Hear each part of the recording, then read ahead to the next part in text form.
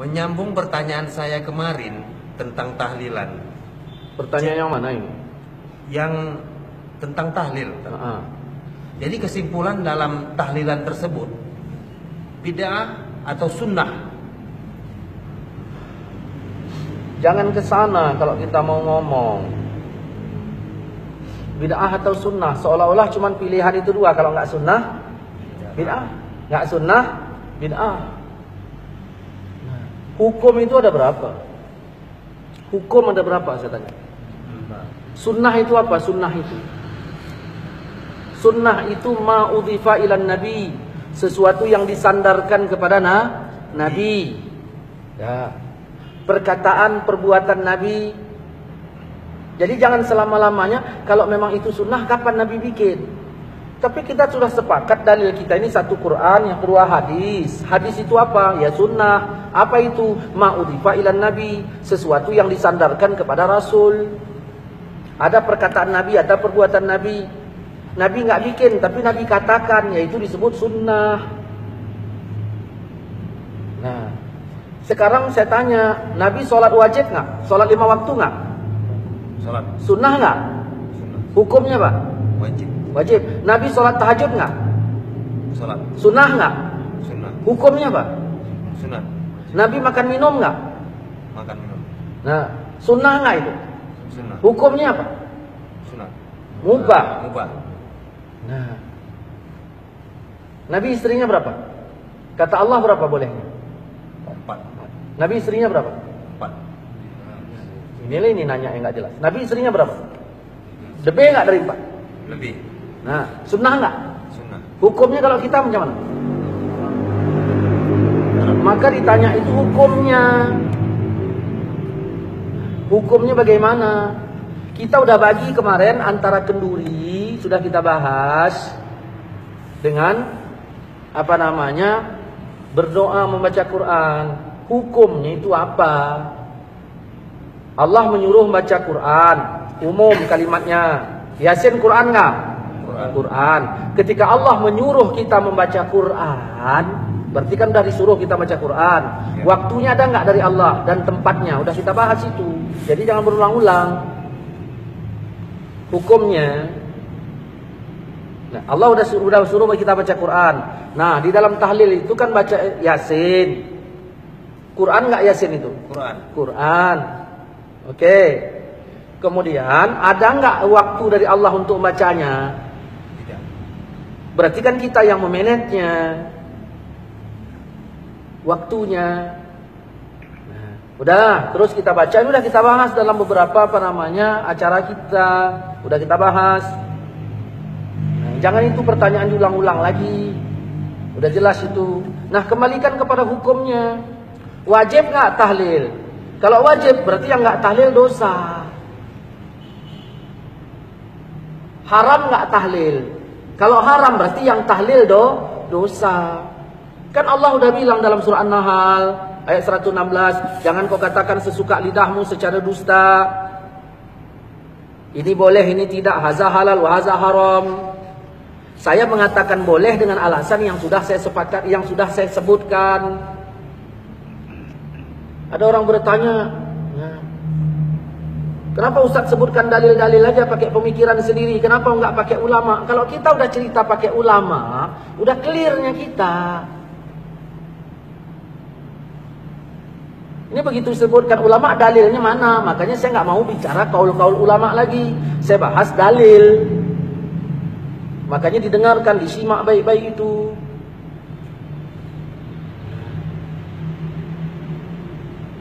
Jadi kita baca baca Pak Yasin. Yang nyuruh baca Yasin siapa? Yang nyuruh baca Al-Quran.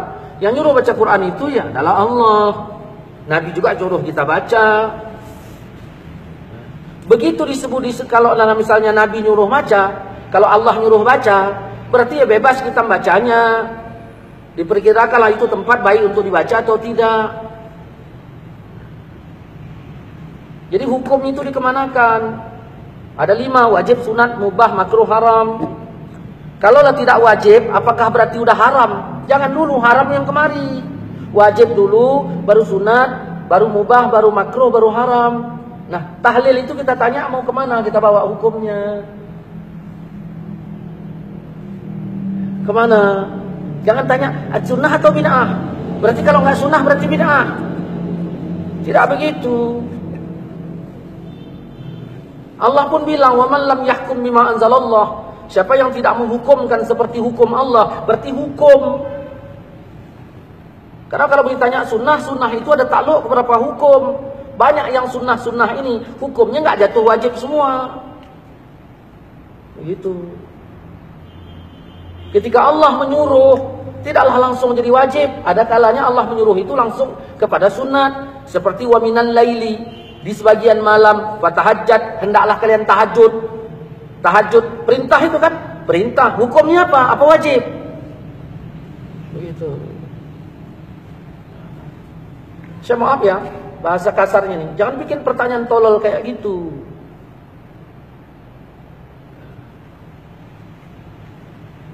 Oke lah Ustaz. Ada satu pertanyaan lagi. Kalaulah boleh membaca Al-Quran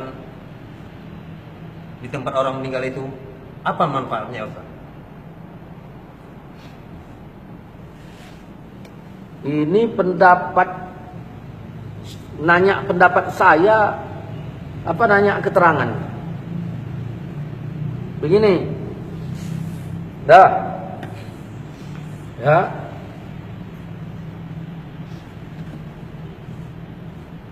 Namamu siapa? Adi. Adi. Dah, orang tua Adi meninggal. Oke, dah meninggal kan? Ya. Sekarang si Adi yang tinggal di rumah itu sebagai anak almarhum, pikirannya macam mana? Kacau apa tidak? Kacau. Kecuali anak durhaka, baru senang. Oke. Begitu kacau, kira-kira iman Adi naik apa turun? Turun. Apa yang disuruh agama terhadap saya sebagai jirannya si Adi? Mendoakan. Menghiburnya, menghibur si Adi. Tujuannya untuk apa? Tujuan hibur itu? Ya, tujuannya hibur-hibur gitu aja, pakai keyboard gitu. Iman tadi naik apa turun? Turun. Tujuannya itu dihibur untuk apa? Supaya terhibur dan sekali apa imannya naik. Ya, tujuannya itu supaya imannya naik. Apa kata Allah dalam Quran? Quran sebagian dalil apa enggak? Dalil. Wa iza tuliyat alaihim ayatuhu zadathum imana. Kalau dibacakan Quran imannya nambah. Kau beriman enggak? Beriman kan? Begitu dibacakan Quran imanmu Nambah. Kalau enggak nambah berarti enggak beriman kok. Dah. Itu manfaat untuk keluarga yang ditinggalkan. Nah, timbul pertanyaan, boleh enggak baca Quran di tempat orang meninggal? Itu pertanyaannya. Nah, jangan kau katakan sesuka lidahmu secara dusta, ini boleh, ini enggak. Ada orang bilang enggak boleh, ya tanyalah alasannya apa. Saya bilang boleh, alasan saya apa? Kan Nabi udah bilang, iza hadartum, kalau kamu hadir ke tempat orang sakit atau mayit, ke tempat orang meninggal, ucapkan perkataan yang baik. Siapa yang bilang tuh? Hadirlah saya ke tempat si Adi, orang tua Adi meninggal. Rasul nyuruh apa? Ucapkan perkataan yang baik.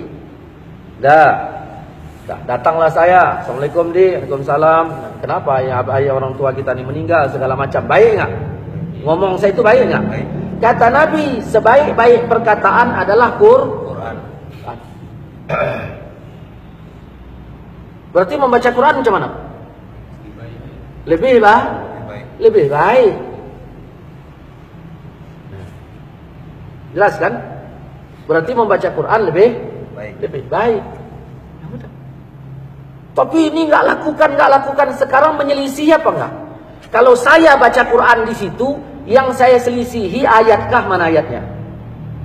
Nabi kah mana hadisnya yang saya selisihi? Baru dikatakan berselisih apabila ada nabi bilang jangan, lalu saya baca. Di situ berselisih namanya. Tapi bacanya rame-rame. Apa? Berarti babnya bab rame-rame bacanya, baca berjamaah masalahnya. Nanti kita bahas tentang masalah baca berame-rame. Jangan diaduk-aduk masalahnya. Berarti katakanlah, Ustadz saya setuju tahlilan, tapi yang penting bacanya satu orang. Kan enak. Ini enggak, memang tahlilan bid'ah, pernah dibikin siapa? Ini. Datanglah saya tadi. Saya bacalah Al-Quran. Kenapa? Karena sebaik-baik perkataan adalah Al-Quran. Saya baca di situ. 2. Yang ketiga, kalaulah saya ngomong-ngomong yang baik bersama si Adi. Nah, tadi tak masalah kan? Ya. Tiba-tiba ada orang lain datang, Ustadz kirim salam lah Mas Adi. Nah, lalu saya bilang, Assalamualaikum Di. Waalaikumsalam. Pak Tanjung kirim salam sama kau. Oh ya udah, tanyanya macam mana kabarmu? Nah, kata-kata macam mana kabarmu itu bahasa saya apa bahasa Pak Tanjung? Bahasa Pak Tanjung, karena dia suruh nanya. Boleh nggak saya bawa bahasa Pak Tanjung ke rumahmu? Boleh. Kalau bahasa Pak Tanjung boleh saya bawa, kenapa bahasa Allah kau larang?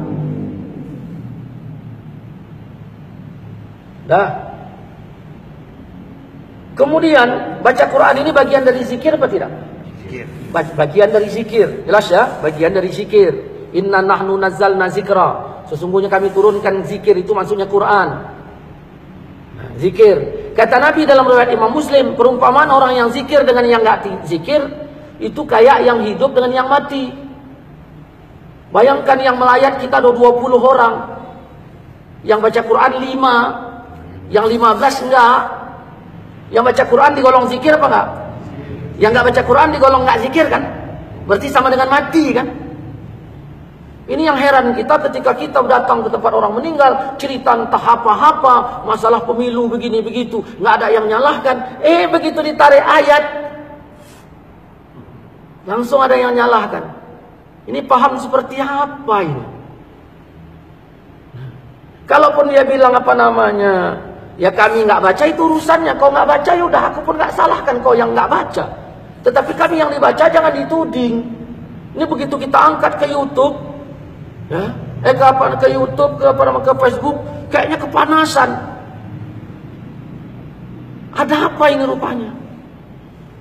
Kita menjelaskan, makanya yang kita jelaskan ini kan kepada teman.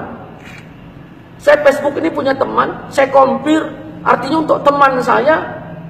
Kalau memang pemahamannya beda, ya jangan jadi teman saya.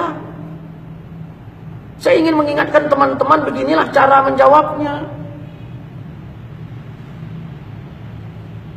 Nggak ada saya singgah di teman-teman Facebook Wahabi itu sebegini-begini, enggak. Yang kepanasan macam-macam. Masya Allah. Ya. Udah.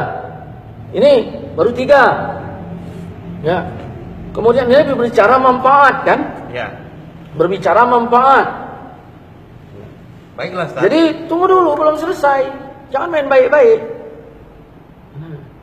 Ada orang nelpon saya, Assalamualaikum Ustaz. Waalaikumsalam.